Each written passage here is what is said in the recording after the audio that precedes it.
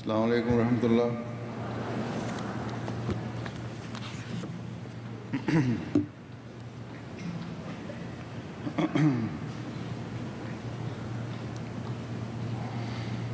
अशहदु अल्ला इलाहा इल्लल्लाह वहदहु ला शरीका लहु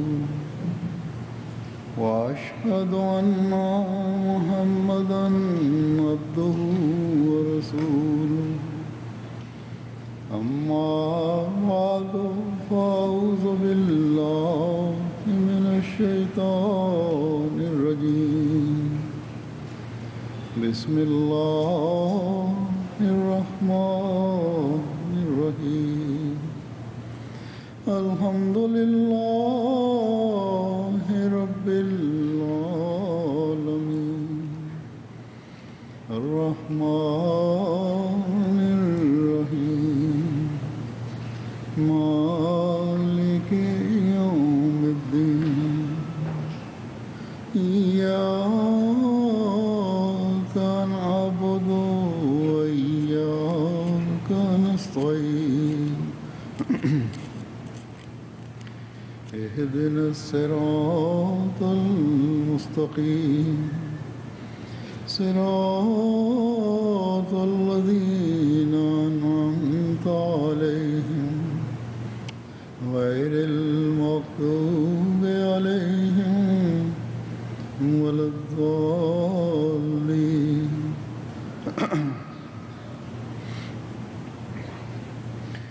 अपनी बात शुरू करने से पहले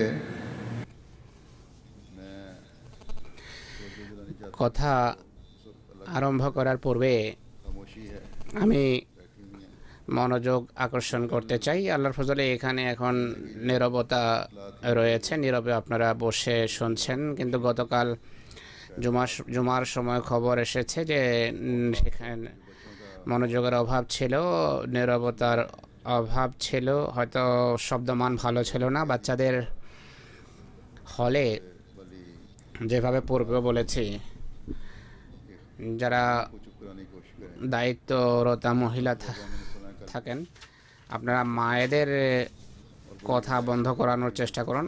বাচ্চাদের তুলনায় মায়েরা বেশি হইচই করেছেন, বড় রিল্যাক্স হয়ে বসে তারা কথা বলছেন, অথচ খুতবা নামাজের অংশ। আজ মহিলাদের মার্কিতে হলে মায়েরা নীরবে বক্তৃতা শুনুন, আওয়াজ পান বা না পান।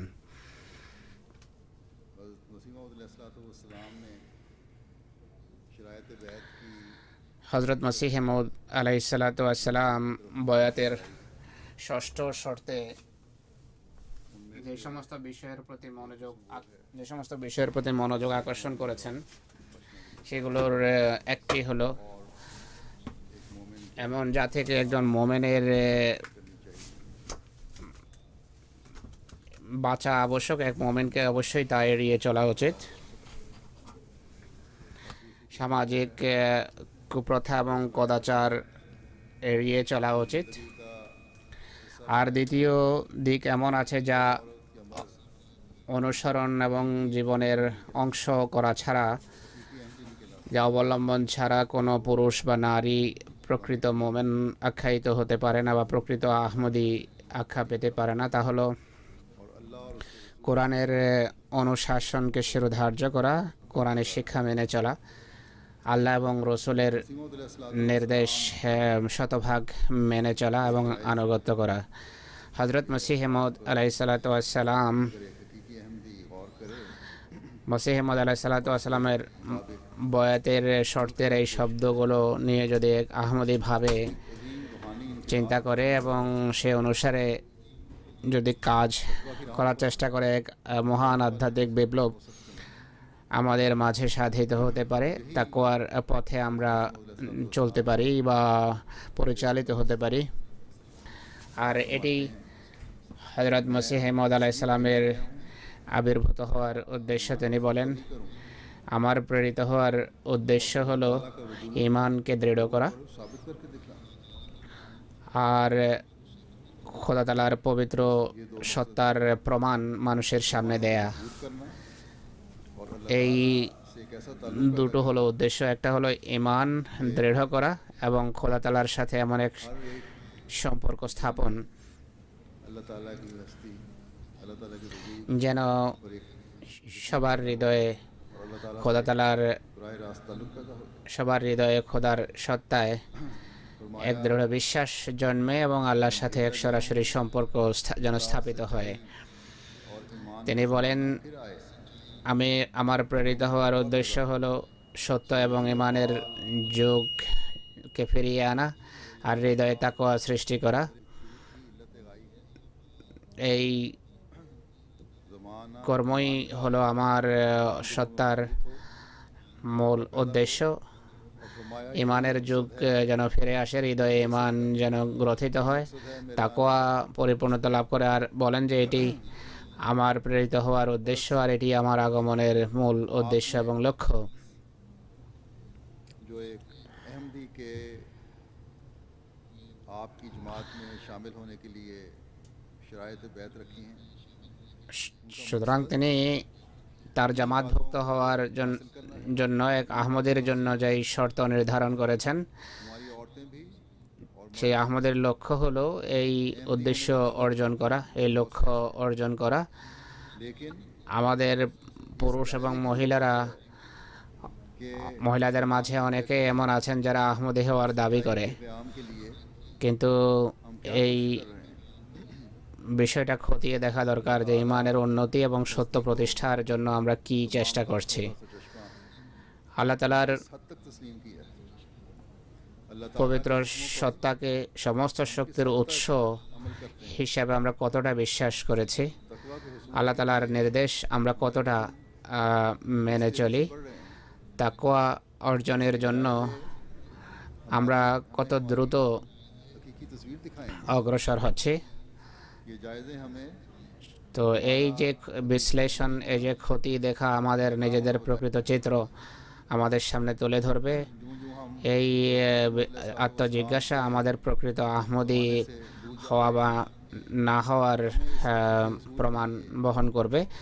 মসিহ মদের तो इस्लाम ने যুগ থেকে যত দূরে যাচ্ছি, এই লক্ষ্য অর্জনের জন্য আমাদেরকে, যা হযরত মসিহ মউদ বলেছেন, बस हमें एक मर्तबा সেই লক্ষ্য অর্জনের জন্য পূর্বের তুলনায় অধিক চেষ্টা করতে হবে। पैदा होकर তাই একবার बेफिक्र नहीं हो जाना चाहिए। বয়াত করে বা আহমদীদের ঘরে জন্মগ্রহণ করে আহমদের সন্তান হিসাবে हमें रखते रहना चाहिए। চিন্তামুক্ত হয়ে গেলে চলবে না, বরং বয়াতের শর্তাবলী বিভিন্ন সময়ে সামনে রেখে দেখা উচিত, খতিয়ে দেখা উচিত, যে আত্মবিশ্লেষণ করা উচিত।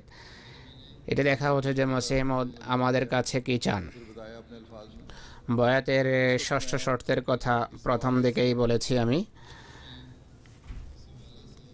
এখন আমি करूंगा। खास तौर पर मैं आपके सामने এই বয়াতের ষষ্ঠ শর্তের প্রেক্ষাপটে আপনাদের সামনে আলোচনা করব।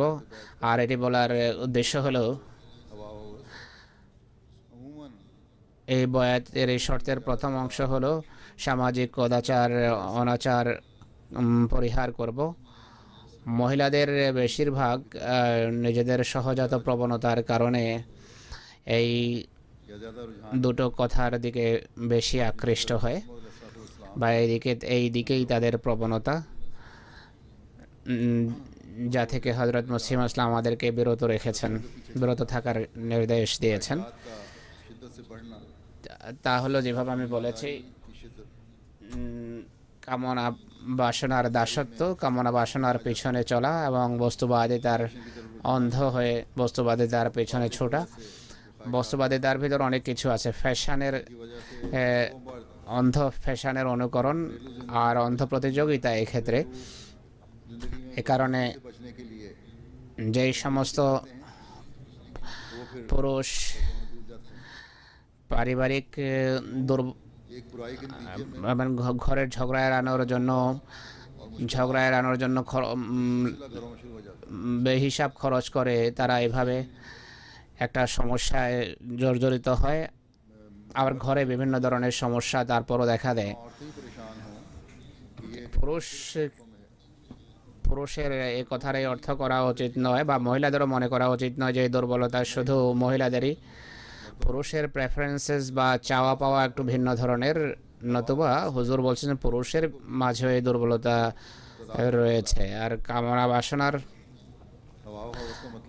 দাসত্ব পুরুষেরও একটা বিশেষ শ্রেণী করে চলেছে। কামনা বাসনার অর্থ হলো লোভ, লিপ্সা, আর একইভাবে বিলাসিতা, যে বিলাসিতার অধীনে সকল প্রকারের বিলাসিতা অন্তর্ভুক্ত। গতকাল খুতবায়ও আমি এই ব্যাধির কথা উল্লেখ করেছি। নগ্ন অনুষ্ঠান দেখে মানুষ নোংরামিতে ক্রমশ নিমজ্জিত হতে থাকে, এদিকে গতকাল ইশারা করেছিলাম। তো এই সমস্ত ব্যাধি এমন, তা পুরুষের মাঝে হোক বা মহিলার মাঝে, আহমদি সমাজে এগুলো সহ্য করা উচিত নয়। বিলাসিতার চরম মার্গে না পৌঁছলেও সামাজিক কুপ্রথা এবং বেদতের যতটুকু সম্পর্ক আছে, লোভ লিপ্সার যতটুকু সম্পর্ক আছে, এগুলো এমন পাপ, এমন ব্যাধি যা পারিবারিক শান্তিকে চরমভাবে বিঘ্নিত করে আর সামাজিক শান্তিকেও পদদলিত করে। তাই এক আহমদি নারীকে এইগুলো এড়িয়ে চলা উচিত। সামাজিক কুপ্রথার ভিতর একটি অনেক বড় কুপ্রথা যা আজকে ভয়াবহ রূপ ধারণ করেছে, তা হলো বিয়ে শাদী উপলক্ষে লাগামহীন খরচ করা, বৃথা খরচ করা, বাজে খরচ করা, অপব্যয় করা। মেয়ের যেই পোশাকের জন্য বেহিসাব খরচ করা হয়, এ সম্পর্কে আমি বিস্তারিত বলেছি আমার পুরনো খুতবায়। আমি শুনেছি প্রায় 3 বা 4 বা 5 লক্ষ টাকার কাপড় বানানো হয়, আর যারা অত্যন্ত কম খরচ করে তারাও 1 বা 1.5 লক্ষ টাকার কাপড় বানিয়ে নিয়ে আসে, যা হয়তো শুধু 2বার বা 1বারই মানুষ সারা জীবনে পরিধান করে। অথচ আমি লন্ডনে খবরাখবর নিয়েছি, সাউথ হলে দেশি কাপড়ও পাওয়া যায়, বিশেষ করে পাকিস্তানিদেরকে আমি বলছি। আর ভালো মূল্যবান কাপড় 400-500 পাউন্ডে ক্রয় করা যায়। 400-500 পাউন্ডে কিন্তু 1 লক্ষ রুপিয়া হয় না। তাই এদিকে মহিলাদের দৃষ্টি নিবদ্ধ করতে হবে, বিশেষ করে সেই সমস্ত মেয়েদের যারা বেশি দামি কাপড় জন্য অনর্থক পয়সা খরচ করে। আর যারা পাকিস্তানি এখানে আছে, তারা পাকিস্তান গিয়ে যখন ছেলে মেয়েরকে বিয়ে করে, অনেক পরিবার লোক দেখানো এবং বাজে খরচের ক্ষেত্রে সীমা ছাড়িয়ে যায়। আজকাল জেহিজ বা যৌতুক দেখানোর এক ব্যাধি দেখা যায়, অথচ এটি কোনোভাবে জায়েজ নয়। ভারতের বিভিন্ন ধর্মের, ভারতের সামাজিক বিভিন্ন কুপ্রথার আহমদিরা অন্ধ অনুকরণ করছে। আহমদি যাদেরকে এটি থেকে বাঁচা উচিত ছিল, এড়িয়ে চলা উচিত ছিল, তারা এটিতে মগ্ন হচ্ছে, তারা এটিতে নিমজ্জিত হচ্ছে। আর খাবারের প্রশ্ন আসে, বিভিন্ন প্রকারের খাবার পাকানো হয়, অর্ধেকের বেশি নষ্ট হয়, আর অহংকার করে যে আমরা 6টি বা 7টি তরকারি পাকিয়েছি। অথচ ইসলামে বিয়ের নির্দেশ আছে এবং অলিমার দাওয়াতের নির্দেশ রয়েছে। এর পূর্বে মেহেদির জন্য আজে বাজে খরচ করা হয়, বেশ কয়েকদিন দাওয়াত করা হয় মেহেদির নামে। শুধু মেয়ের বান্ধবীরাই একত্রিত হয় না, বরং রীতিমতো মেহেদির জন্য কার্ড ছাপা হয়, অন্যদেরকে আমন্ত্রণ পত্র প্রেরণ করা হয়। এই ধরনের বাজে এবং বৃথা সামাজিক কুপ্রথা থেকে আহমদি মেয়েকে, আহমদি পরিবারকে, আহমদি ঘরকে এগুলো এড়িয়ে চলা উচিত। অবশ্যই এগুলো এড়ানো আবশ্যক, কেননা এসবই বৃথা এবং বাজে খরচ, অপব্যয়। যারা খরচ করে, যারা অপব্যয় করে, এটি তাদেরই অপব্যয় প্রমাণ করে না,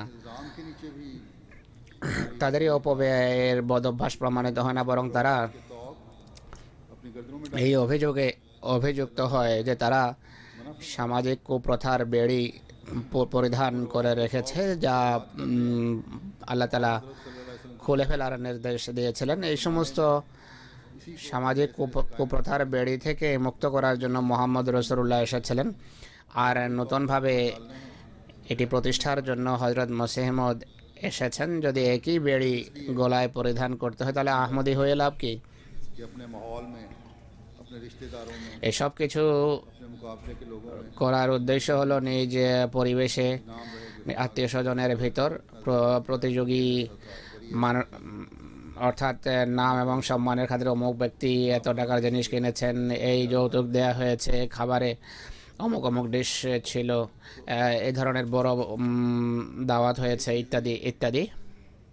उन कम तौफीक এই বিষয়গুলো वाले लोगों के दिलों में भी बेचैनियां पैदा करती हैं जो इस हद तक पहुंच नहीं सकते, যারা जो इतने স্বল্প আয়ের মানুষ, এইগুলো দেখে তারাও দুশ্চিন্তাগ্রস্ত হয়, যারা এত বেশি খরচ করতে পারে না। और रस्म और रिवाज की बेजा তো যদিও যাদের সাধ্য নেই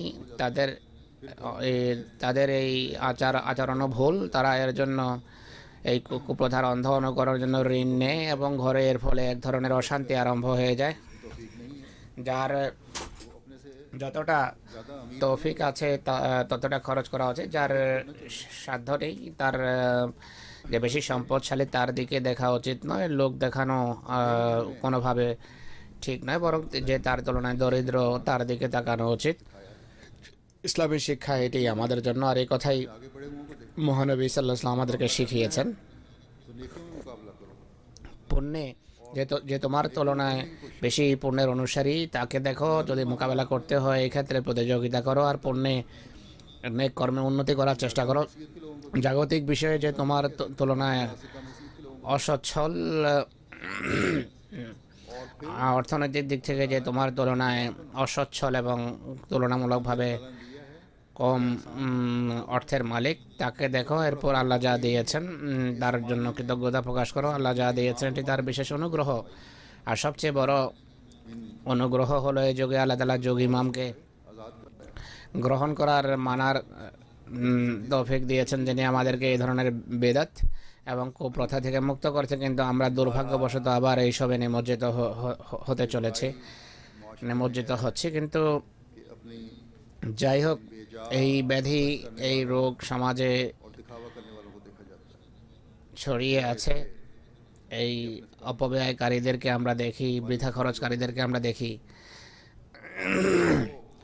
কোথায় দুর্বলদের দিকে, দুর্বলদের প্রতি দৃষ্টি রাখবে, অসচ্ছলদের প্রতি দৃষ্টি রাখবে, আর বিশেষ করে अजीजों के सामने दिखावा करते हैं तो फिर और ज़्यादा बेचैनियां पैदा होती हैं माशरे में। এমন মানুষ যখন তাদের দুর্বল অসচ্ছল আত্মীয় স্বজনের সামনে এইভাবে ऐसा शैतानी चक्कर বৃথা খরচ করে, তখন আরও বেশি और माशरे की बेचैनी আরও বেশি অশান্তি সৃষ্টি হয়। এটি এমন একটি শয়তানি देखा है इसी চক্র যা ক্রমশ প্রসারতা লাভ করে এবং আর অশান্তি বাড়তে থাকে। কোনো কোনো পরিবারকে আমি দেখেছি এই ধরনের লোক দেখানো এবং বৃথা অপব্যয়ের কারণে তাদের মাঝে মনোমালিন্য সৃষ্টি হয়। এই অপব্যয়কারীদের চিন্তা করা উচিত যে অপব্যয় করে गुलाम बना শুধু या मर्द हैं तो बना रहे हैं, নিজের কামনা বাসনার দাসত্বই করছে না, বা পুরুষ হলে পুরুষ মহিলা উভয় কামনা বাসনার দাসত্বে শৃঙ্খলে আবদ্ধ হচ্ছে। अपनी যারা সচ্ছল তারা লক্ষ লক্ষ টাকা বা সহস্র সহস্র ডলার নিজেদের বিয়েতে বা সন্তান সন্ততিদের বিয়েতে খরচ করে। इतना खर्च करना है तो फिर जमात যদি এমন সচ্ছল কেউ থেকে থাকে, अदा करे। এত খরচ যদি করতেই হয়, তাহলে গরিবদের যে অধিকার আছে জামাতে, সেই খাতে খরচ করুন। মরিয়ম শাদি ফান্ডের অধীনে দরিদ্র মেয়েদের বিয়ের জন্য তহবিল সরবরাহ করুন, প্রাণ মন খুলে দিন। আমি জানি আল্লাহর ফজলে অনেকে এমন আছে যারা নিজ সন্তান সন্ততির বিয়েতে যদি খরচ করে, তাদের যদি স্বাচ্ছন্দ্য থাকে, তারা 2-3টি দরিদ্র মেয়ের বিয়ের খরচও বহন করে। এই কথাকে जो जमाती अखराजात অস্বীকার করা যাবে না যে আপনাদের অনেকেই এমন আছে যারা জামাতি খরচের জন্য যখনই তারিখ করা হয় মন খুলে খরচ করেন, গয়না বা অলংকার আদিও দিয়ে দেন। নিজের কাছে অনেকেই এক তোলা স্বর্ণ রাখে না, কিন্তু এ কথাকেও और मुकाबला करने वाली भी অপেক্ষা বা অস্বীকার করা যাবে না যে ব্যক্তিগত কামনা বাসনা চরিতার্থকারী অনেকেই আছেন। तो करते हैं, পুরুষের মাঝেও আছে, মহিলাদের ভিতরেও, যারা নিজেদের जो भी सूरत हो, পিছনে लेकिन दूसरे का ख्याल নিজেদের জন্য খরচ তো করেই, এমন নরনারী আছে, में से কিন্তু অন্যের প্রতি সম্পূর্ণভাবে উদাসীন। का অতএব আপনাদের প্রত্যেকেই 10 गरीबों की शादियों के लिए दें, तो फिर यकीनन বিয়ের খরচের 10 ভাগের 1 ভাগ যদি দরিদ্রদের বিয়ের জন্য দেন, তাহলে আপনারা অবশ্যই সেই সকল লোকদের তালিকাভুক্ত হবেন যারা সামাজিক কুপ্রথা এবং লোক দেখানোর অনুকরণ করেন না, বরং আল্লাহ তাআলার যে নিয়ামত এবং স্বাচ্ছন্দ্য হিসাবে যে নিয়ামত আপনারা পেয়েছেন তার জন্য কৃতজ্ঞ আখ্যায়িত হবেন। আল্লাহ প্রদত্ত নিয়ামতকে উপভোগ করা বা ভোগ করা বৈধ। আল্লাহ তাআলা নিজেই বলেছেন, আমি যা দিয়েছি তার বহির্প্রকাশ আবশ্যক, কিন্তু বহির্প্রকাশ ততটা হওয়া উচিত যতটা ভারসাম্যের গণ্ডি রয়েছে। ভারসাম্যের গণ্ডিতে থেকে দেখানো উচিত। দরিদ্র ভাইদের প্রতিও দরিদ্র ভাইদের প্রয়োজনের ব্যাপারেও সচেতন হতে হবে। দরিদ্র মেয়েদের বিয়ের সময় খরচের প্রতিও মনোযোগ থাকতে হবে। যারা বড় কষ্টে রুখসতির সময় 2 জোড়া কাপড়ও বানাতে পারেন না বা 1 তোলা স্বর্ণ ক্রয় করার সুযোগ হয় না, আর এই কারণে শ্বশুর বাড়িতে তাদের খোটা শুনতে হয়। অর্থাৎ আল্লাহ তাআলা আপনাদেরকে যে স্বাচ্ছন্দ্য দিয়েছেন সেই স্বাচ্ছন্দ্যের নিরিখে আপনারা খরচ করুন, আর এভাবে খোদার কৃতজ্ঞতার এভাবে আল্লাহর প্রতি কৃতজ্ঞ হওয়ার কারণে খোদার সন্তুষ্টি আপনারা লাভ করতে পারবেন। তাই সবাইকে এই ব্যাপারে দৃষ্টি রাখতে হবে। की औरतें चाहें तो मर्दों को कायल कर सकती हैं। যদি ঘরের মহিলারা চান তাহলে স্বামীকে তারা বাধ্য করতে পারেন, আর খোদার সন্তুষ্টি লাভের জন্য দরিদ্রদের প্রতিও দৃষ্টি রাখা উচিত। এজন্য কোনো মহিলা যেন এই অজুহাত না দেখান যে আমাদের স্বামী আমাদের কথা মানে না। যদি এমন কোনো স্বামী থেকে থাকেন যাদের হৃদয় কঠোর, যারা কেবলমাত্র নিজের আশা আকাঙ্ক্ষা এবং ভোগ বিলাসিতাই পূর্ণ করতে জানে, যারা স্ত্রীদের যে অধিকার তাও পূর্ণ করতে জানে না, কিন্তু অধিকাংশ মানুষ এমন হবে না। যদি মহিলা চান তাহলে সে স্বামীকে বা পুরুষকে বশ করতে পারেন।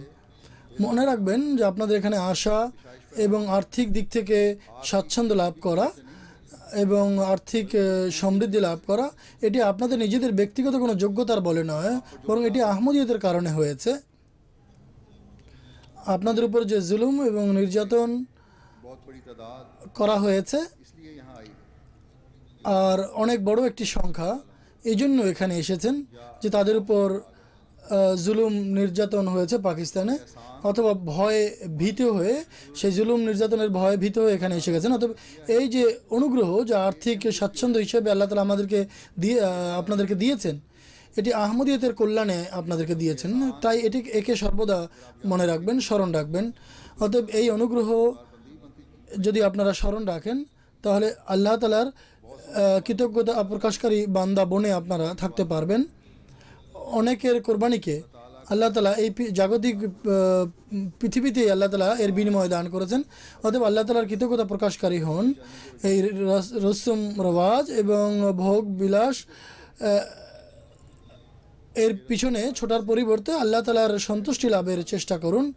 এই যে রসুম রেওয়াজ এবং সামাজিক যে লোকাচার, এর দৃষ্টান্ত আমি একটি দিয়েছি। অনেক এমন দৃষ্টান্ত রয়েছে, যদি আপনারা মনোযোগ নিবদ্ধ করেন তাহলে আপনারা দেখতে পারবেন যে আপনারা অনেক সামাজিক কদাচারে লিপ্ত আছেন। আর যদি আপনারা আত্মবিশ্লেষণ করেন তাহলে আপনারা আপনাদের জীবনে স্বয়ং আপনারা আপনাদের জীবনে স্বয়ং আত্মজিজ্ঞাসার মাধ্যমে উন্নতি করতে পারেন। আমি যারা যুবক আছে শ্রেণী তাদেরকে বলছি যে আপনারাও আত্মজিজ্ঞাসা করুন, আত্মবিশ্লেষণ করুন, যে দেখুন কোন কোন বিষয় এমন আছে যা আপনারা এখানে সমাজের প্রভাবে প্রভাবিত হয়েছেন। স্মরণ রাখবেন প্রত্যেক জাতি এবং প্রত্যেক জাতির কিছু না কিছু সংস্কৃতি রয়েছে এবং তাদের মধ্যে কিছু ভালো দিকও থাকে, খারাপ দিকও থাকে। একজন মোমেন এবং মোমেনা সে যে ভালো জিনিস অবলম্বন করে, প্রত্যেক ভালো জিনিস অবলম্বন করে এবং যেগুলি মন্দ এবং নোংরা তা রহিত করে। অতএব এসব দেশে এসে এটি মনে করবেন না যে এটি একটি উন্নত দেশ, এদের সব কিছুই ভালো, অথবা এই দেশের কতক রীতিনীতি এমন আছে, কদাচার এমন আছে যা অবলম্বন করা আমাদের জন্য আবশ্যক। যে কোনো জিনিস অবলম্বন করার পূর্বে এটি দেখা উচিত যে কোনো আহমদি মেয়ে বা নারী তার পবিত্রতার উপরে যেন কোনো ধরনের আঘাত না আসে, তার ইজ্জত এবং সম্মান এবং সম্ভ্রমের উপর যেন কোনো আঘাত না আসে, তা আহমদি হিসেবে তার যেটা পরিচয় আছে তার উপর যেন কোনো আঘাত না আসে। একজন আহমদি নারী এবং আহমদি মেয়ে, একজন আহমদি কন্যাকে অবশ্যই অন্যদের চেয়ে স্বতন্ত্র হতে হবে, যাতে অন্যদের দৃষ্টি আপনি আপনার প্রতি আকৃষ্ট করতে পারেন। এই জন্য আপনারা পুণ্যের ব্যাপারে আপনারা সমৃদ্ধি লাভ করুন, পুণ্যের ক্ষেত্রে আপনাদের পরিচয় তুলে ধরুন, যাতে আহমদীদের পয়গামের মাধ্যমে আপনারা পৌঁছতে পারেন। অতএব প্রত্যেক এই সমাজের প্রতিটি বিষয় অবলম্বন করার প্রয়োজন নেই। যা ভালো তা অবলম্বন করুন, আর যা মন্দ তা কঠোরভাবে তা থেকে দূরে থাকুন বা তাকে রদ করুন। ইসলামের যে সুস্পষ্ট শিক্ষা, প্রাঞ্জল যে শিক্ষা, এতে কোনো ধরনের রসুম রেওয়াজ বা কদাচারের সাথে যেন কোনো সংমিশ্রণ না ঘটে। আপনারা বয়াতের যে অঙ্গীকার করেছেন সেই অঙ্গীকারের উপর যেন কোনো চোট না আসে, আঘাত না আসে। আল্লাহ তাআলার অঙ্গীকার সম্পর্কে আল্লাহ তাআলার অনেক বড় সুস্পষ্ট প্রতিশ্রুতি রয়েছে। আউফুম বিল আহাদ ইন্নাল আহাদা কানা মাসউলা, তোমরা তোমাদের অঙ্গীকার সমূহ পূর্ণ করো, প্রত্যেক অঙ্গীকার সম্পর্কে তোমরা জবাবদিহিতার সম্মুখীন হবে। অতএব প্রত্যেক আহমদি মেয়ে, নারী, পুরুষ, যুবক, বৃদ্ধ সবার যে অঙ্গীকার যে তারা বয়াতের শর্তাবলী পূর্ণ করার অঙ্গীকার করছে। অতএব আপনাদের অঙ্গীকার যারা পূর্ণ করবেন না অথবা যথাসম্ভব তা পূর্ণ করার যারা চেষ্টা করবে না, তারা আল্লাহ তাআলার দৃষ্টিতে জবাবদিহিতার সম্মুখীন হবে। বা আল্লাহ তাআলার রহমত যদিও বিস্তৃত, যার কোনো সীমা পরিসীমা নেই, এবং তিনি তার রহমত সব কিছুকে পরিবেষ্টন করে আছেন। তিনি মালিক, তিনি পাপীকেও তিনি ক্ষমা করে দিতে পারেন। কিন্তু একথাও আমাদের সর্বদা মনে রাখতে হবে যে তিনি অমুখাপেক্ষীয়। অতএব আল্লাহ তাআলার আদেশ নিষেধের উপর আমল করার বা অনুশীলন করার চেষ্টা করা একান্ত আবশ্যক। হযরত মসিহ মাউদ আলাইহিসসালাতু ওয়াস সালামের আবির্ভাবের উদ্দেশ্যই এটি ছিল যে বিভ্রান্ত লোকদেরকে সৎ পথ প্রদর্শন করা এবং সরল সুদৃঢ় পথ প্রদর্শন করে আল্লাহ তাআলার সাথে তাদের একটা যোগসূত্র স্থাপন করা। যদি বিশ্ববাসী জাগতিক চাকচিক্য এবং রুসুম রেওয়াজ, কদাচার, ইসলামীর শিক্ষা থেকে দূর করার যে বিলাসিতা, ভোগ বিলাস যদি আমাদের এই উদ্দেশ্য অর্জনে বা লক্ষ্য পূরণে সফল না করে, বরং এর থেকে দূরে সরিয়ে দিতে থাকে, তাহলে এটি আমাদের অঙ্গীকার ভঙ্গ করা নামান্তর, বরং অঙ্গীকার পূর্ণ না করার মতো বিষয়। অতএব আমাদের আত্মবিশ্লেষণ করা প্রয়োজন। প্রত্যেকেরই আত্মবিশ্লেষণ করা উচিত। কদাচারের পিছনে চলার ফলে বা ভোগ বিলাস থেকে মুক্ত থাকার জন্য যে মান হযরত মসিহ মাউদ আলাইহিসসালাতু ওয়াস সালাম নির্ধারণ করেছেন, তা পবিত্র কোরআনের অনুসরণ, পবিত্র কোরআনের নির্দেশের অনুসরণ এবং মহানবী সাল্লাল্লাহু আলাইহি ওয়াসাল্লামের শিক্ষার অনুসরণ, আল্লাহ তাআলার নির্দেশের অনুসরণ এবং মহানবী সাল্লাল্লাহু আলাইহি ওয়াসাল্লামের নির্দেশের অনুসরণ, এবং এতটুকু অনুসরণ যে যাতে প্রতিটি কর্ম যেন এর অধীন বা সে অনুযায়ী শিক্ষা অনুযায়ী করার চেষ্টা করা হয়।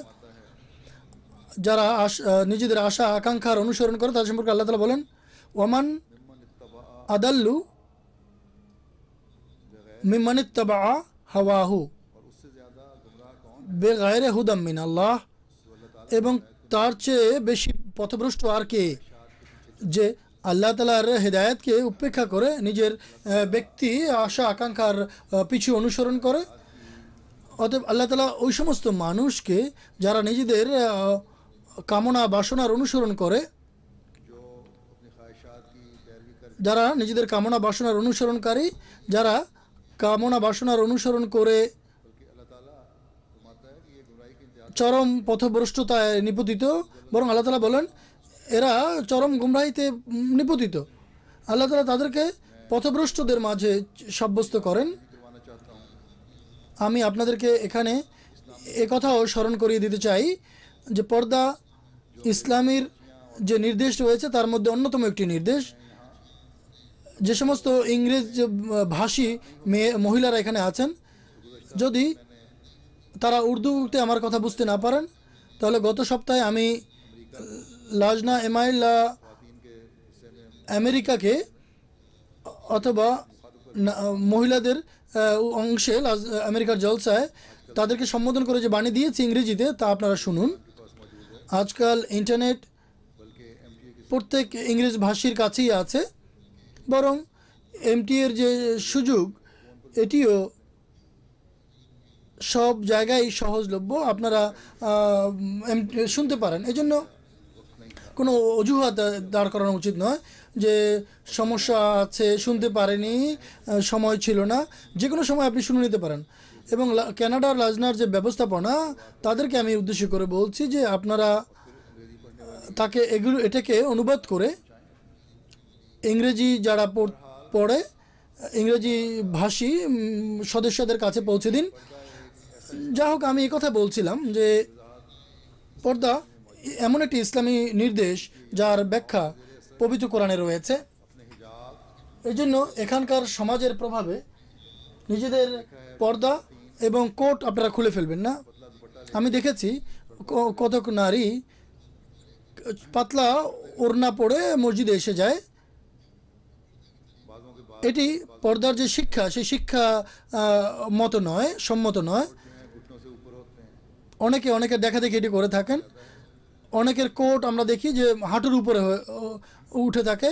ফ্যাশনের প্রতি তাদের আগ্রহ বেশি, পর্দার প্রতি তাদের দৃষ্টি কম। পর্দা করুন, তাহলে এই চেতনার সাথে পর্দা করুন যে লজ্জা সম্ভ্রম ইমানের অংশ। আর মহানবী সাল্লাল্লাহু আলাইহি ওয়াসাল্লাম বলেছেন, আর লজ্জা সম্ভ্রম এটি ইসলামের যে বৈশিষ্ট্য তার মধ্যে অন্যতম একটি বৈশিষ্ট্য। নারীর যে লজ্জা বা সম্ভ্রম এটি তার পবিত্রতা, তার বৈশিষ্ট্য এবং তার সম্মানকে প্রতিষ্ঠা করে। আর পর্দার প্রতি যারা দৃষ্টি দেয় না বা মনোযোগ দেয় না, আমি দেখেছি যে এখনও হলে অনেক নারী প্রবেশ করেছেন যাদের পা খালি ছিল, জলসার জন্য এসেছেন, জলসার পরিবেশে আসছেন, জলসা শোনার জন্য এসেছেন। তো আপনাদের মাথায় এই চিন্তা থাকা উচিত যে এটি পবিত্র পরিবেশে যোগ দেওয়ার জন্য আমরা যাচ্ছি। সেখানে আপনাদের মাথার চুল খোলা থাকবে। আর অনেকে এই অজুহাত দেখায় যে আমাদের মাথায় সমস্যা আছে, এই জন্য আমরা হিজাব পড়তে পারি না, এই জন্য ওড়না পড়ছি। যদি আপনারা জলসায় এসে যদি জলসার পরিবেশ থেকে উপকৃতই না হন, এর পরিবেশের প্রতি সম্মান না দেখেন, তাহলে জলসায় আসার দরকারটা কি? আপনারা ঘরেই থাকুন। অধিকাংশ মহিলা যারা মাথা ঢেকে এসেছেন, অধিকাংশ নারী, তাদেরকে আপনারা বেপর্দা করবেন না, তাদেরকে আপনারা বেপর্দা করতে উৎসাহিত করবেন না। অতএব এই বিষয়ের প্রতি অবশ্যই আপনারা দৃষ্টি দিন যে আপনাদের লজ্জা এবং সম্ভ্রমের সুরক্ষা আপনাদেরকে করতে হবে। আর লজ্জা সম্ভ্রম এটি একজন নারীর সম্মান এবং সৌন্দর্য। আপনাদের মেকআপের তুলনায় আপনাদের লজ্জা সম্ভ্রম হচ্ছে আপনাদের সৌন্দর্য। এটি মনে করবেন না যে এই সমাজে আমরা মেলামেশা করতে পারি না যদি আমরা পর্দা করে থাকি। এই কথা ঠিক নয়, এটি একেবারেই ভুল ধারণা। অনেকেই আছেন যারা খুব ভালো ভালো প্রফেশনে আছেন, যে তারা নিজেদের কাজের সময়ও চাকরির সময়ও তারা লম্বা কোট পরে যান এবং হেজাব পরিধান করেই তারা কাজ করেন। কমপক্ষে পর্দা কোটের সাথে হেজাবের মাধ্যমে মাথা আপনাকে ঢাকতে হবে পুরোপুরি, মাথার চুল কিছু ঢাকতে হবে পুরোপুরি। শর্ত হচ্ছে যদি আপনারা মুখ খোলা রাখেন তাহলে মেকআপ যেন না করেন, আর যদি মেকআপ করতে হয়, যদি মেকআপ করে বাইরে বেরোতে চান তাহলে আপনাদের মুখ ঢাকতে হবে। অনুরূপভাবে অকারণে অপ্রয়োজনে পুরুষের সামনে মেলামেশা করা, তাদের সাথে কথাবার্তা বলা, এই সম্পর্কেও ইসলামের নিষেধ রয়েছে। যদি এইসব ছোট ছোট বিষয়ের প্রতি আপনাদের মনোযোগ নিবদ্ধ না থাকে তাহলে তা এই সমস্যাগুলো ধীরে ধীরে বাড়তে থাকবে।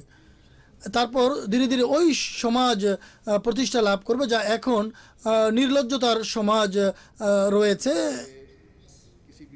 অতএব পবিত্র কোরআনের যে কোনো নির্দেশকে ছোট বলে মনে করবেন না। এটি মনে করবেন না যে এটি পুরনো যুগের কোনো নির্দেশ, অথবা কেবল পাকিস্তান অথবা অন্য কয়েকটি দেশের জন্য এই নির্দেশ।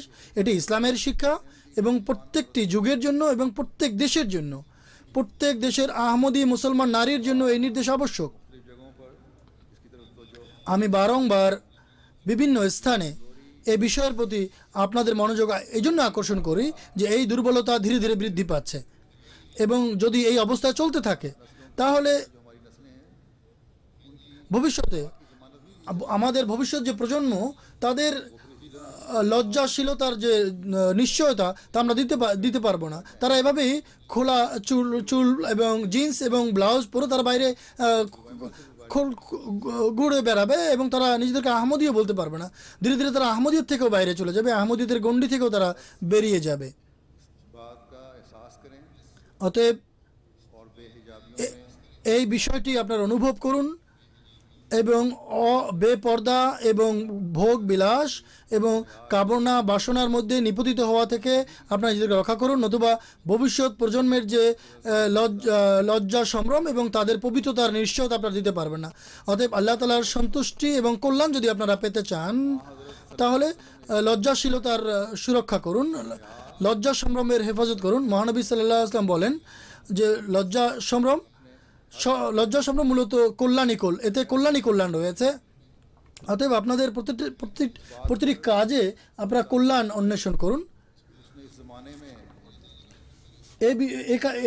এই বিষয়ে আপনার আল্লাহ তাআলার প্রতি কৃতজ্ঞ হন যে আল্লাহ তাআলা এই যুগে আপনাদেরকে ইমামের সাথে যুক্ত হওয়ার তৌফিক দিয়েছেন, যিনি আল্লাহ তাআলার সন্তুষ্টি অর্জনের পথ আমাদের সামনে সুস্পষ্ট করে বর্ণনা করেছেন।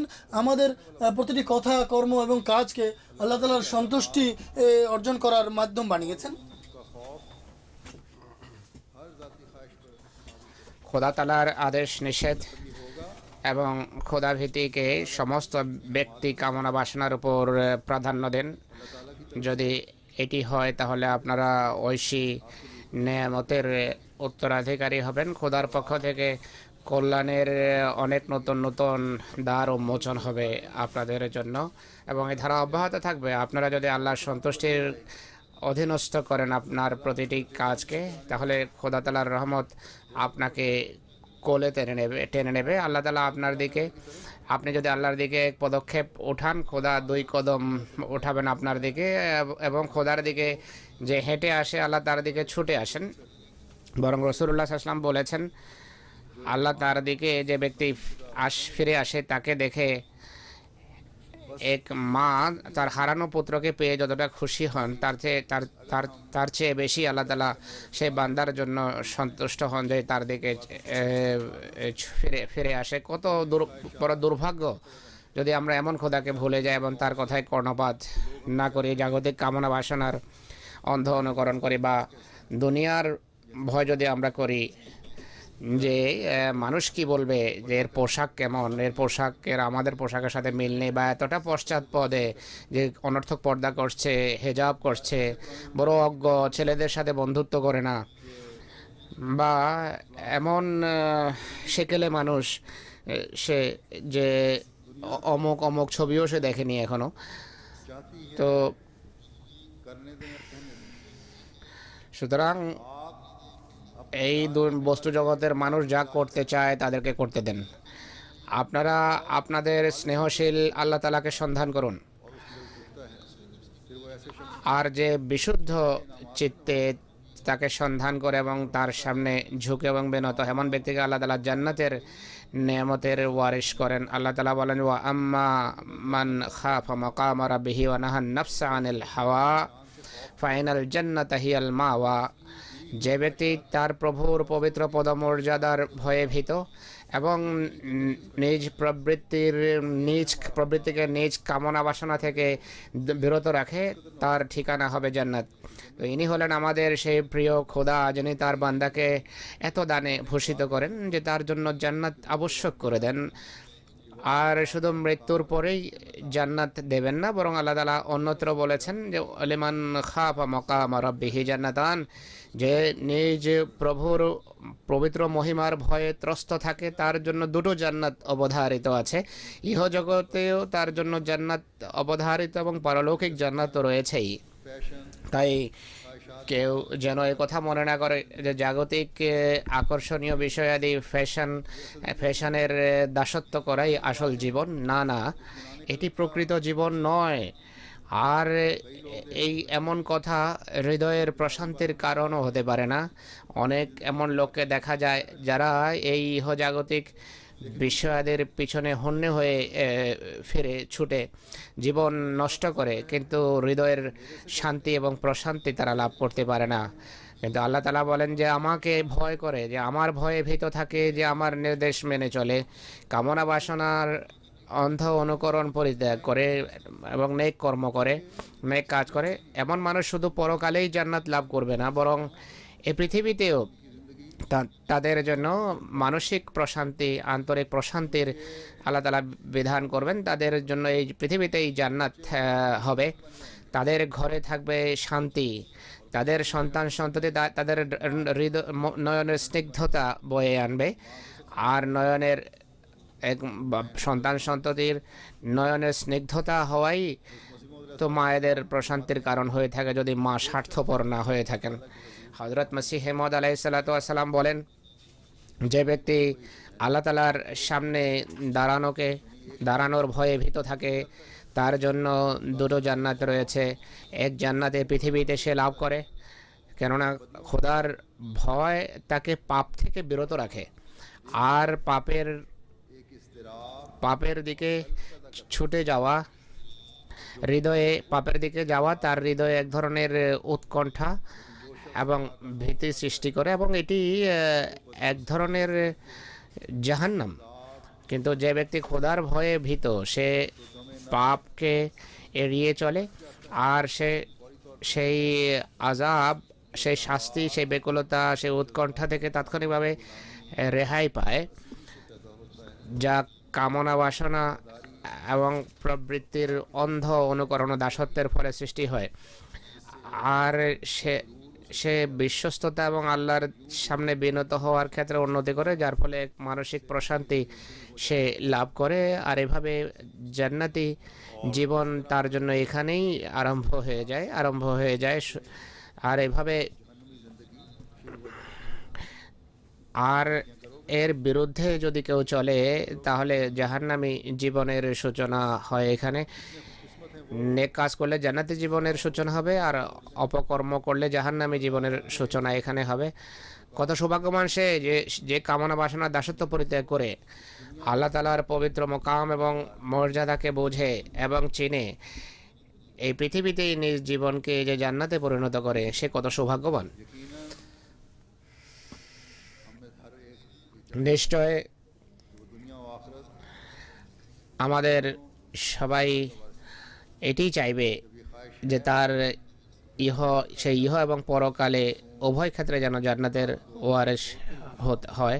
যদি বাসনা থাকে তাহলে জাগতিক কামনা বাসনা, সামাজিক কুপ্রথা এবং বিদতকে পরিত্যাগ করেই জান্নাত লাভ করা সম্ভবের জন্য এক সংগ্রাম এবং প্রচেষ্টার প্রয়োজন, যা প্রত্যেক আহমদীর করা উচিত। এতাত এবং আনুগত্যের পূর্ণ নমুনা এবং দৃষ্টান্ত স্থাপন করা উচিত। আল্লাহ এবং তার রাসূল সাল্লাল্লাহু আলাইহি সাল্লামের নির্দেশ মেনে চলা উচিত। এছাড়া ইচ্ছা থাকা সত্ত্বেও আপনি খোদার ভালোবাসা অর্জন করতে পারবেন না, কেউ অর্জন করতে পারবে না। হযরত মসিহ মাউদ আলাইহিসসালাতু ওয়া সালাম এই সম্পর্কে আরও বলেন, মানুষ যতক্ষণ পর্যন্ত প্রকৃত চেষ্টা এবং সংগ্রাম রত হবে না, মারেফতের যে ভান্ডার ইসলামে রয়েছে, যা অর্জন করতে পারলে পাপ ক্লিষ্ট জীবনের পর মৃত্যু এসে যায়, যে খোদার আওয়াজ মানুষ শুনে এবং যাকে দেখা সম্ভব তাকে তারা পেতে পারে না। তিনি বলেন যে এটি সহজ কথা যে কোনো ব্যক্তি অহংকার বশত হয়তো বলতে পারে যে আমি আল্লাহ তাআলার উপর ঈমান রাখি, আল্লাহর সত্তায় ঈমান রাখি, কিন্তু এই দাবি সত্ত্বেও ঈমানের লক্ষণাবলী এবং ফলাফল কিছুই প্রকাশ পায় না। যদি ঈমান থাকে, ঈমানের লক্ষণ প্রকাশ পেতে হবে, পবিত্র পরিবর্তন আসা চাই, আল্লাহর সাথে সম্পর্ক স্থাপিত হওয়া উচিত। তিনি বলছেন যে ঈমানের ফল যদি প্রকাশ না পায় তাহলে এটি শুধু বড় বড় বুলি আওড়ানো, এছাড়া আর কোনো কিছু নয়, এটি ঈমান নয়। তিনি বলেন যে এমন মানুষ আসলে খোদার পরোয়া করে না, খোদা তাআলাও তাদের প্রতি ভ্রুক্ষেপ করেন না। সুতরাং ঈমানের যদি দাবি থাকে, যদি ঈমানদার হওয়ার দাবি থাকে, হযরত মসিহ মাউদের হাতে যদি সত্যিই বয়তের অঙ্গীকার করে থাকি আমরা, তাহলে আমাদের ব্যবহারিক জীবনে পবিত্র পরিবর্তন আসা আবশ্যক। আল্লাহ এবং তার রসুলের নির্দেশাবলী এবং আদেশাবলী যখন শোনানো হয় তা শুনে তা মেনে চলার চেষ্টা করা উচিত। অন্ধ এবং বধিরদের ন্যায় আচরণ করা উচিত নয় যে শুনলাম আর চলে গেলাম আর দেখলাম আর উপেক্ষা করলাম। এতাত এবং আনুগত্যের এমন দৃষ্টান্ত স্থাপন করতে হবে যে আমাদের চাওয়া পাওয়া এবং কামনা বাসনা যেন সম্পূর্ণভাবে আল্লাহ এবং রসুলের ইচ্ছার অধীনস্থ হয়। মসিহ মাউদ বলেন যে আনুগত্য এবং এতাত এমন একটি বৈশিষ্ট্য যে প্রকৃত অর্থে যদি এই আনুগত্য করা হয়, হৃদয়ে এক ধরনের জ্যোতি, আলো এবং একটা জ্যোতি এবং আলো সৃষ্টি হয়। তিনি বলেন এতাত যদি উন্নত মানের হয় তাহলে আর মুজাহিদাত বা চেষ্টারও বা সংগ্রামেরও প্রয়োজন নেই। এতাত বা প্রকৃত আনুগত্যই মানুষকে সেই পর্যায়ে নিয়ে যায় যেখানে যেতে হলে এমনিতে অনেক চেষ্টা করতে হয়। তো যেহেতু বয়াতের অঙ্গীকার করেছেন আর মসিহ মাউদের তিরোধানের পর খেলাফতের হাতেও এতাতের অঙ্গীকার করেছেন, তাই খলিফায়ে ওয়াক্তের কথা শুনে তা মেনে চলাও তো আবশ্যক।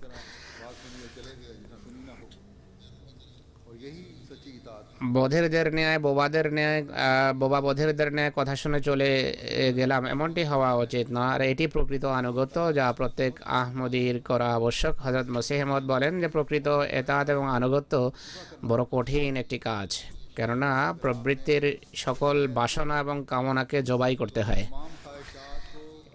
যদি আপনারা সত্যিকার অর্থে বয়াত করে থাকেন তাহলে নিজেদের সকল চাওয়া পাওয়া, কামনা বাসনাকে আল্লাহ এবং রসুলের নির্দেশের অধীনস্থ করুন। খেলাফতের প্রতি বিশ্বস্ততা এবং খেলাফতের আনুগত্য আল্লাহ এবং রসুলের নির্দেশাবলীর একটি।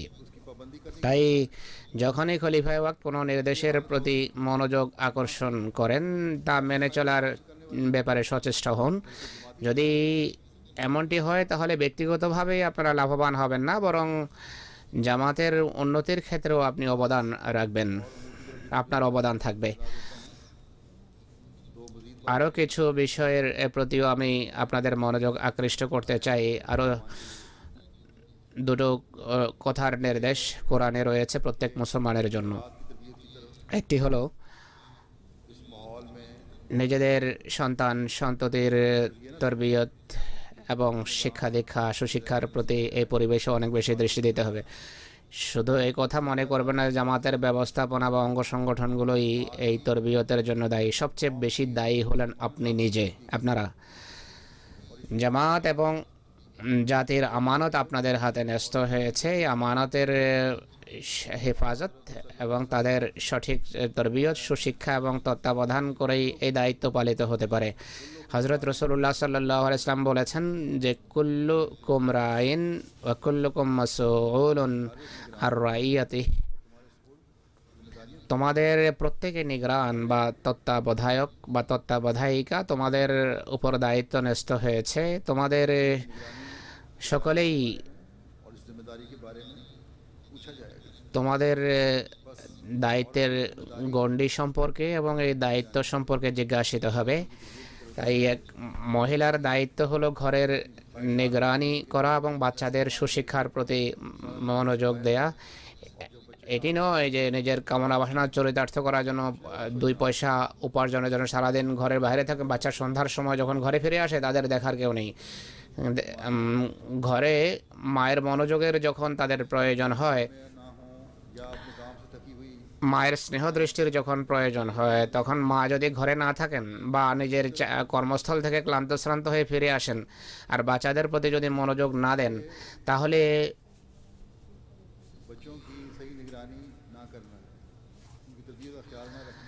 একদিকে হুজুর বলছেন এটি বাচ্চাদের প্রতি ঔদাসীন্য বইকে, তাদের তরবিয়তের খেয়াল না রাখার এটা নামান্তর। কোরআন আল্লাহ তাআলা বলেন যে ওয়ালা তাকতুলু আওলাদাকুম খাশিয়াতা ইমলাক, দারিদ্র্যের ভয়ে নিজের সন্তানকে হত্যা করো না।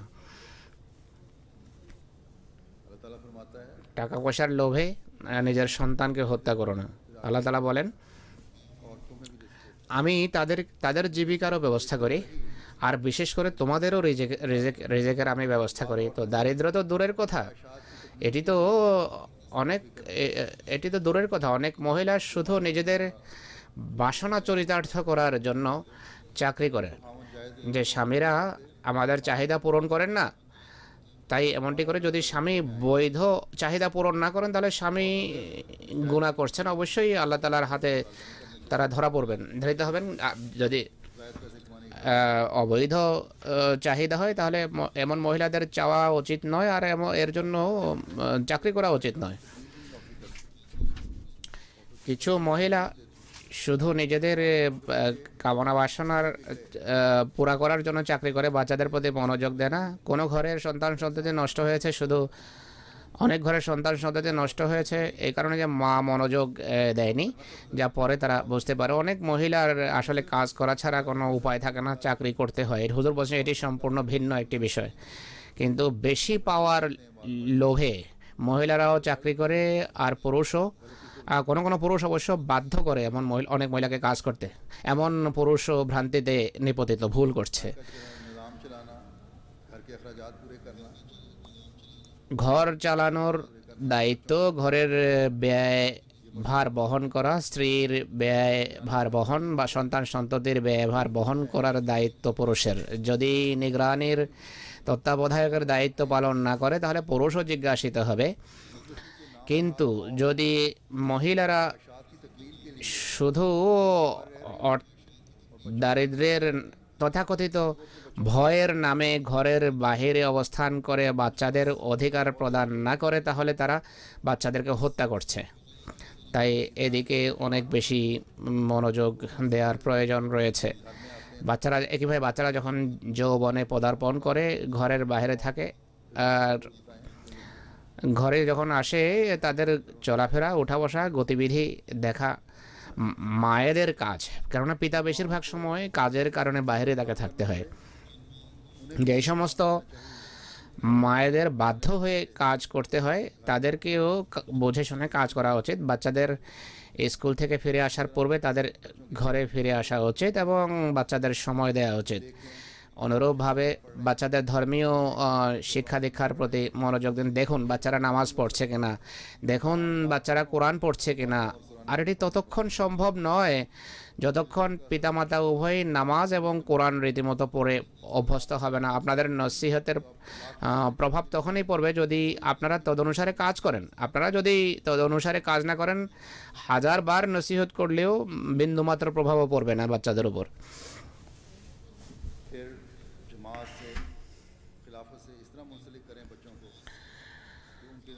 জামাত এবং খেলাফতের সাথে বাচ্চাদেরকে এমনভাবে সম্পৃক্ত এবং সংশ্লিষ্ট করুন যে তাদের দৃষ্টিতে সবচেয়ে গুরুত্বপূর্ণ বিষয়ে যেন খেলাফতের সাথে সম্পর্ক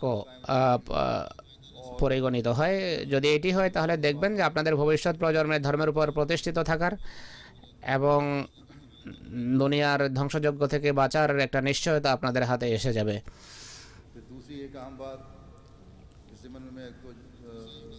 আরেকটি গুরুত্বপূর্ণ কথা বলছি, যার দিকে এখন মনোযোগ আমি আকর্ষণ করতে চাই তা হলো মহিলাদের তবলিগের প্রতি মনোযোগ দিতে হবে। ধর্মের প্রচার এবং তবলিগের কাজও মহিলাদের করা উচিত। এটি ভাববেন না যে এটি কেবল পুরুষেরই কাজ। প্রথমে এর জন্য নিজের ধর্মীয় জ্ঞান বৃদ্ধি করুন। যদি নিজের জ্ঞান না থাকে আপনার, তাহলে অন্যদের মাঝে কি জ্ঞান বিতরণ করবেন? কোরআন শিখুন, জামাতের বই পুস্তক পড়ুন। লাজনার কয়েকজন বা গুটি কতক সদস্যার তবলিগের ফলে বা বড় জামাতে 100 বা 200 লাজনার মাধ্যমেই তবলিগের কাজ হয়ে যাবে না। প্রতিটি সদস্যকে এদিকে মনোযোগ দিতে হবে। আর এই উদ্দেশ্যে আমি যেভাবে বলেছি, সবার জ্ঞান বৃদ্ধি করা প্রয়োজন।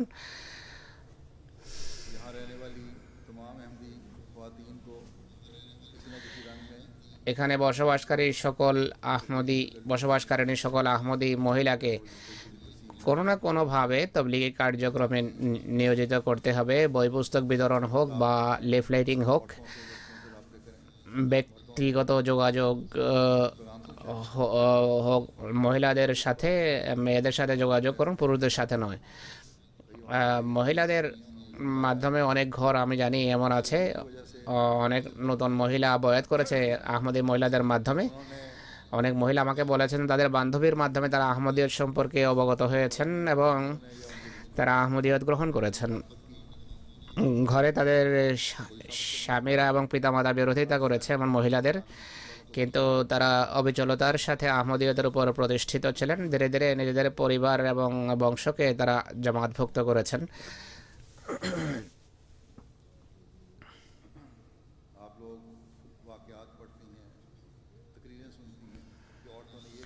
আপনারা বিভিন্ন ঘটনাবলী পড়েন, বক্তৃতা শোনেন যে নারী জাতি এই কাজ করেছে, ইসলামের প্রথম যুগে নারীরা অমুক কাজ করেছেন, আর বায়ে যুগে আহমদী মহিলারা অমুক কাজ করেছেন।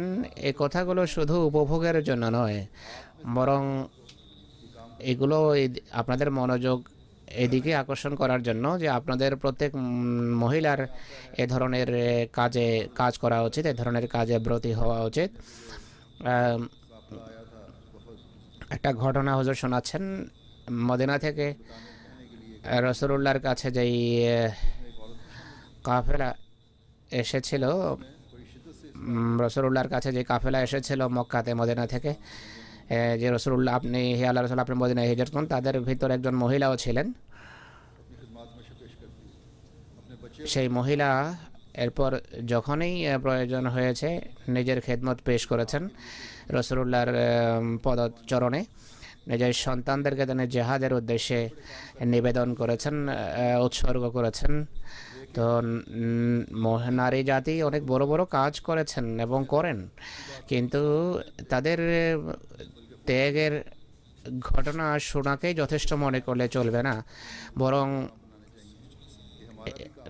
আমাদের নিজেদেরকেও এই সচেতনতার সাথে প্রোগ্রাম প্রণয়ন করতে হবে যে আমাদের সময় নষ্ট করা উচিত নয়। আপনাদের নিজেদের সময়কে এমনভাবে আপনারা বিন্যস্ত করুন যে আপনাদের সময়ের কিছু না কিছু অংশ যেন তবলিগের কাজে ব্যয় হয়। ব্যক্তিগত যোগাযোগ স্থাপন করুন মহিলাদের সাথে, বন্ধুত্ব করুন তাদের সাথে। তো আমি যেভাবে বলেছি যে মহিলাদের কাজ হলো মহিলাদের মাঝে তাবলীগ করা। আল্লাহ তাআলা আপনাদের সকলকে প্রকৃত প্রেরণার সাথে, প্রকৃত চেতনার সাথে কোরআন শিক্ষা অনুসারে জীবন যাপনের তৌফিক দিন। এক আহমদী নারীর পবিত্রতা এবং সম্মান এবং মহিমা মাহাত্ম্য আপনার সমস্ত বাসনার উপর যেন প্রাধান্য পায়। আপনাদের কোলে সে নিবেদিত প্রাণ বাচ্চা বড় হোক যারা সকল প্রকারের কোরবানি এবং ত্যাগের জন্য প্রস্তুত থাকবে এবং যারা পৃথিবীতে এক বিপ্লব আনয়নের কারণ হবে। খোদা তাআলা আপনাদেরকে সেই তৌফিক দেন। এখন দোয়া করুন।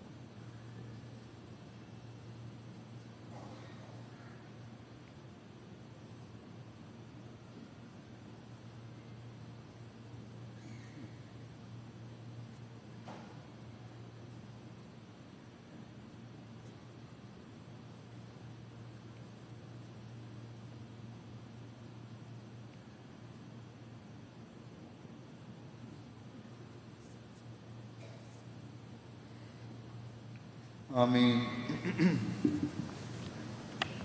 कनाडा में साउंड सिस्टम जो है কানাডাতে সাউন্ড সিস্টেম কখনো ঠিক হয়নি হুজুর বললেন।